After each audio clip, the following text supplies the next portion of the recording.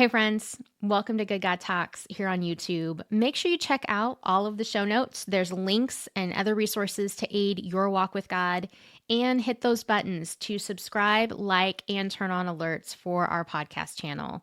We're here to help you grow in your relationship with God through uncommon conversations and everyday moments. And as someone who didn't always know that relationship with God is possible, it's a game changer. It's a life changer. And so I'm glad to get to spend these few moments with you here. Let's jump in to today's episode.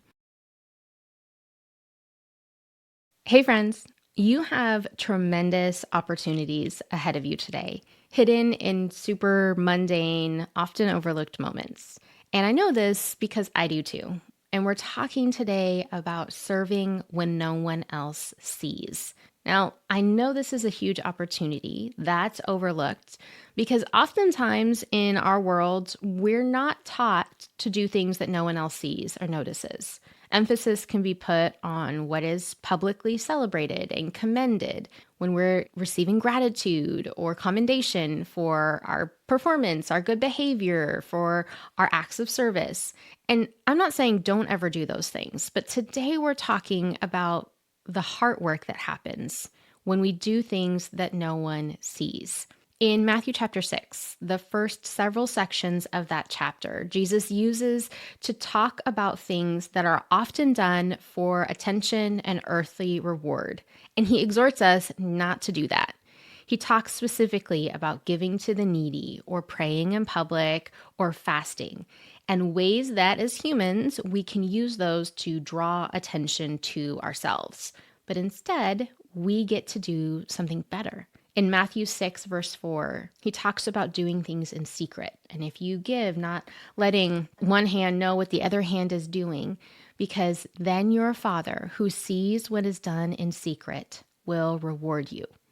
I'm a parent. I have two elementary aged kiddos. They're currently in second and fifth grade. And so as a mom, as a wife, as a entrepreneur who works at home, there's lots of things that I get to do in service that no one else sees.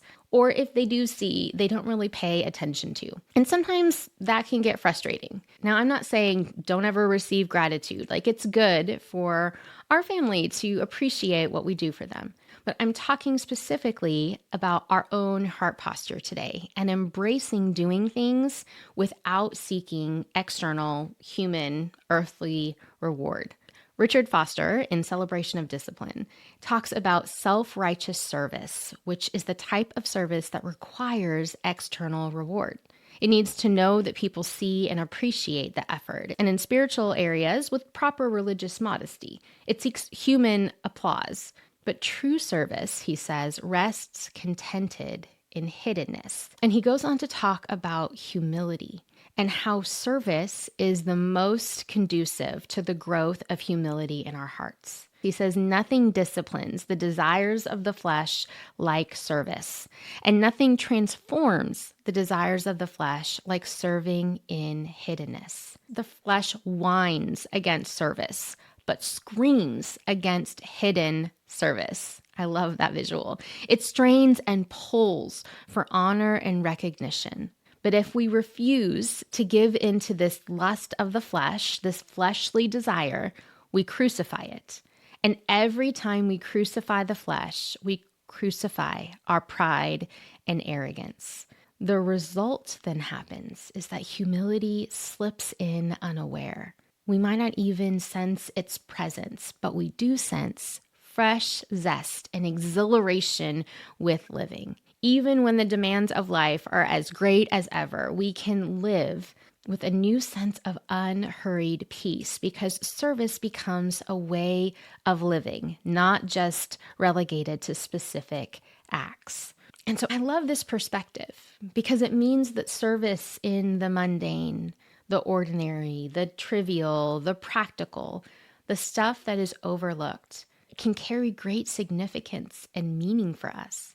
It becomes an exercise of worship It becomes an exercise of humility as we operate in it. And our days are full of opportunities just like this. And so we're going to ask God to bring our attention to some of those ways as we go about the rest of our day today. And so here's a question you can take to Him. And on this one especially, I encourage you, pick up this question more than once. I'm going to make it part of my regular daily rhythms because I want to live with this awareness that it's not just the public facing ministry or service that I do. It's not just the things that are noticed that have value, but there's great significance in serving in the hidden places that no one sees. And so here's that question. God, help me see the value in the ordinary ways that I serve. What do you want to draw my attention to today? Have a good talk.